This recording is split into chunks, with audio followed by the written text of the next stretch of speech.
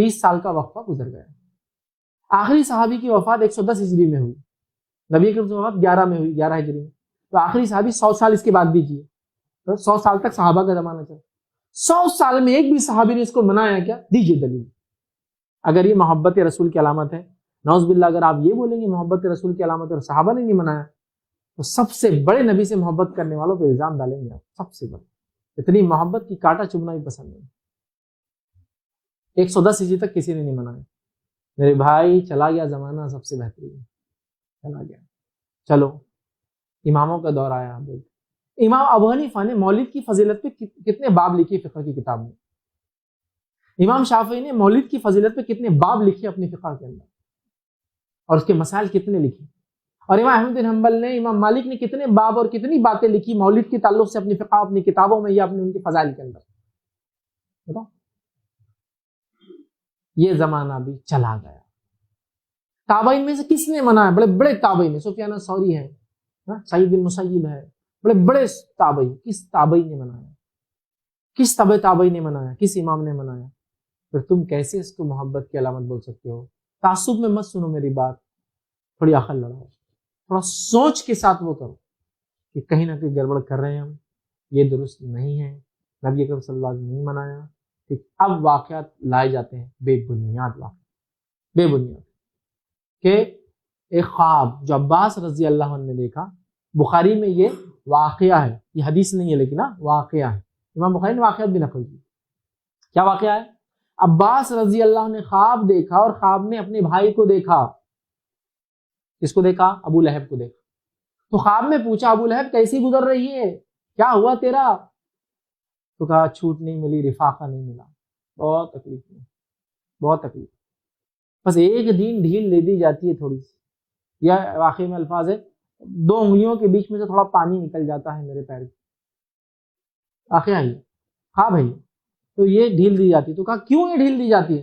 تو کہا محمد کی پیدائش میں نے صوبیہ کو آزاد کیا تھا, اس کی ایک لونڈی تھی, اس نے خوشی میں محمد صلی اللہ علیہ وسلم اپنے بھتیجا ہوا ایک لونڈی کو آزاد کر دیا. تو کہا اس وجہ سے مجھے پیر کے دن تھوڑی ڈھیل مل جاتی ہے. سمجھا بات؟ لیکن میرے بھائی یہ نبی کا خواب نہیں ہے. اور عباس رضی اللہ عنہ نے کفر کی حالت میں یہ خواب دیکھا تھا, جب وہ ایمان والے بھی نہیں تھے. ایک صحابی جو بعد میں بنے, لیکن جب خواب دیکھے تھے ایمان والے نہیں تھے. وہ کفر کی حالت میں خواب دیکھا تھا اپنے کافر بھائی کا نتیجہ.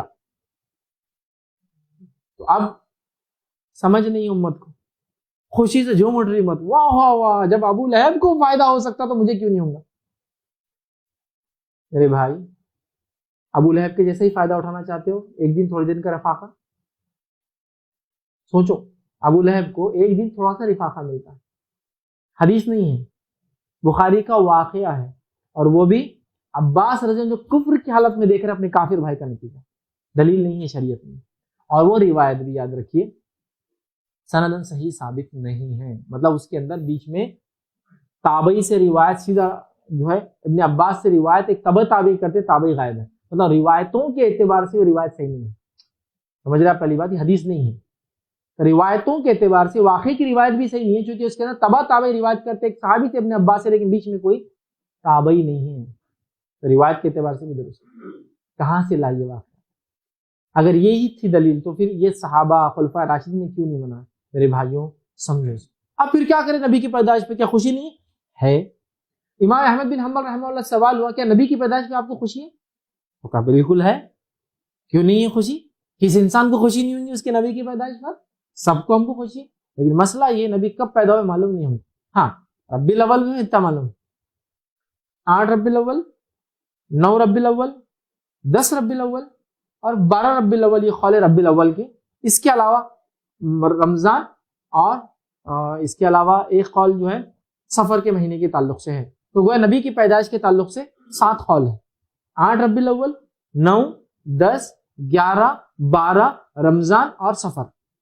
ربیع الاول ہوئی نہیں, رمضان میں ہے, سفر میں. یہ کیوں اختلاف ہے اتنا؟ اس لیے کہ نبی اکرم صلی اللہ علیہ وسلم جب پیدا ہوئے تو اس زمانے میں ہاسپٹلس وغیرہ نہیں تھے, برتھ سرٹیفکیٹ وغیرہ بنتے نہیں تھے, اور کوئی نہیں جانتا تھا کہ اتنی بڑی شخصیت پیدا ہو. اندراج نہیں ہوتے تھے نا اس زمانے میں. بہت سے لوگوں کو آج بھی دیکھیے, آپ کسی سے پوچھیے آپ کی دادی سے کب پیدا ہو, بولتے وہ تو نہیں معلوم کب پیدا ہوئی, لیکن تمہارے ابا جب پیدا ہوئے تھے، ابا کی شادی کے ٹائم میری عمر شاید 17-18 سال تھی، تو اب یہ ابا کی 40 سال، میری 17، تو میں 68 سال کی. یس ایگزیکٹ نہیں مان لکھتے نہیں تھا نا، ہوتا نہیں تھا. یا کبھی کوئی مشہور واقعہ پہ ہو جاتا تو لوگ یاد رکھتے تھے، ہاں یہ اس دن ہوئے تھے نا مشہور واقعہ فلاں، تو پتا نہیں تھا. لیکن آپ کو پتا ہے ایک بات، آپ کا انتقال کب ہوا؟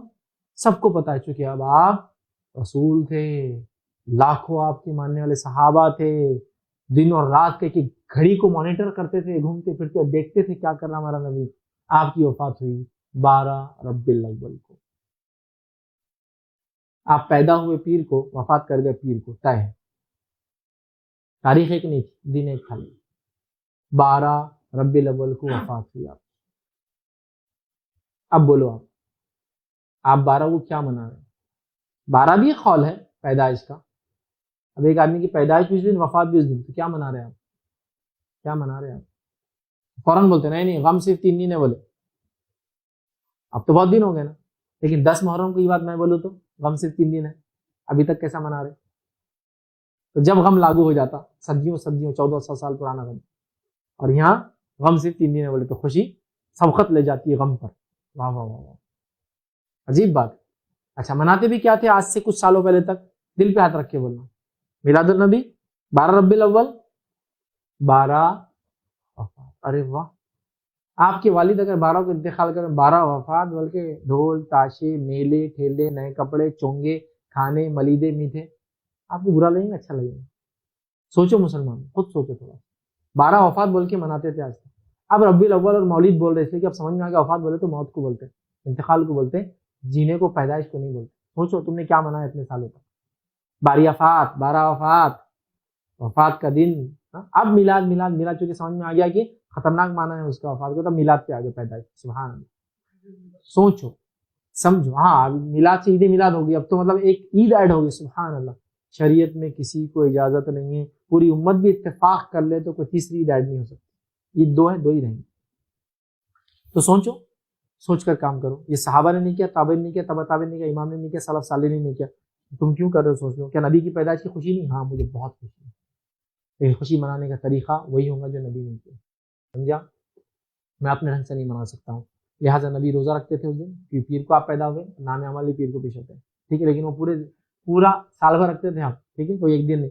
لہٰذا شکرانے میں آپ کر سکتے ہیں، جب میں آج پیدا ہوا تو میں شکر ادا کروں، اللہ تو نے اتنی عمر دی اور آگے بھی حیات اچھی دے، صحت کے ساتھ دے، عمل کے ساتھ دے، ایسی زندگی دے کہ تیرے راہ پہ عمل کرو. کوئی مسئلہ نہیں، شکر ادا کر سکتا ہے کہ انسان، اللہ نے زندگی دیا تھا یہ دے اچھی، کوئی مسئلہ نہیں.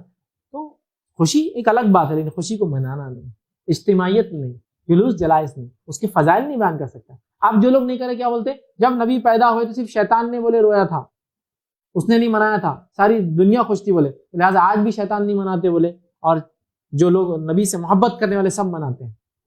اب سامنے سننے والے مجھے لگتا کوئی علم کے بیچارے حامل نہیں ہوتے، وہ بھی نعرے لگاتے رہتے ہیں، بولتے واہ واہ واہ واہ واہ واہ.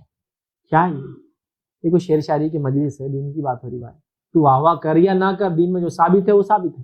تیری واہ واہی سے کوئی نئی چیز ایڈ نہیں ہو سکتی. اس کے اندر عقل کے اس کو بولیں ہوش پکڑنے کی ضرورت ہے، چیزوں کو سمجھ کر عمل کرنے کی ضرورت ہے. اللہ رب العزت ہم تمام کو توفیق عطا فرمائے. تو لہٰذا آپ نے جو سوال کیا اس میں وہ تاریخ لکھ رہے ہیں، لیکن اس سے کوئی دلیل ثابت نہیں ہوتی ہے.